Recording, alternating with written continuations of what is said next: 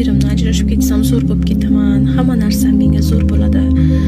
O'zim hamma narsaga erishaman, uy olaman, mashina olaman, qiyinchilik joyimga tegadi deb shart ajrashib olganman. 2 ta farzandim bor.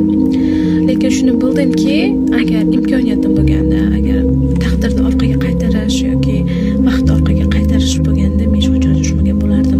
Ko'pchilik ayollar mana shunaqa xayol bilan, ya'ni ajrashsam uy-joy oldirib olaman, har oy falon pul aliment puli olaman, yoki qanaqadir imtiyozga ega bo'laman, subsidiya olaman, ijtimoiy yordam olaman deb turib, qo'pol qilib aytganda ajrimni o'zlari xohlab qolishyapti. Hammaga tegishli emas bu narsa.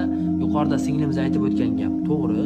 Men ajrashganimdan afsusdaman deyaptilar. Ko'pchilik ajrashgan ayollar boshqalarga o'zini baxtli ko'rsatgani bilan, boshqalarga meni hayotim zo'r o'tyapti degani bilan, lekin ich-ichidan o'sha farzandi yetim qolganligi masalasi, qiynalganligi, qo'pol qilib tushuntirsam boshqa erkaklar unga bo'layotgan noto'g'ri dunyoqarashi, noto'g'ri munosabati